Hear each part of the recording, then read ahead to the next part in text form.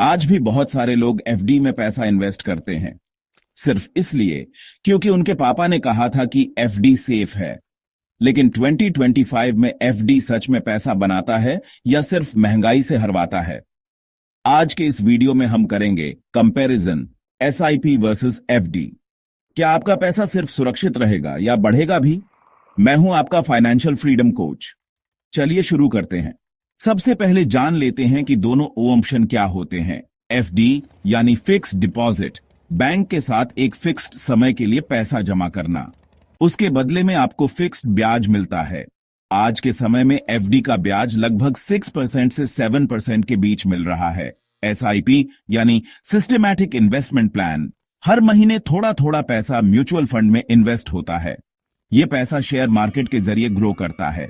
पुराने डेटा के अनुसार एसआईपी रिटर्न्स लॉन्ग टर्म में 12% से 15% तक रहे हैं। अब करते हैं दोनों का सीधा कंपैरिजन एक टेबल के जरिए। रिटर्न्स, एफडी में फिक्स्ड 6 से 7% मिलता है। एसआईपी में रिटर्न्स मार्केट पर निर्भर करते हैं, लेकिन लॉन्ग टर्म में 12 से 15% तक मिल चुके हैं। रिस्क, एफडी बिल्कुल सेफ है क्योंकि पैसा बैंक में रहता है। एसआईपी मार्केट लिंक्ड है तो थोड़ा रिस्क होता है, लेकिन लॉन्ग टर्म में रिस्क कम हो जाता है। लिक्विडिटी, एफडी में पैसा एक तय समय के लिए लॉक हो जाता है, अगर बीच में तोड़ते हैं तो पेनल्टी लगती है। एसआईपी में आप कभी भी पैसा निकाल सकते हैं, खासकर अगर वो ओपन एंडेड फंड है। टैक्सेशन, एफडी का पूरा ब्याज टैक्सेबल होता है। एसआईपी में टैक्स तभी लगता है जब आप प्रॉफिट बुक करते हैं, और ₹1.25 लाख तक का कैपिटल गेन टैक्स फ्री होता है। स्टार्टिंग अमाउंट, एफडी के लिए कम से कम 1,000 से 5,000 रुपये लगते हैं। एसआईपी सिर्फ ₹100 से भी शुरू किया जा सकता है। चलिए एक सिंपल उदाहरण लेते हैं। मान लीजिए आप 5 साल तक हर महीने 2,000 रुपये इन्वेस्ट करते हैं। टोटल इन्वेस्टमेंट होगा 1,20,000 रुपये।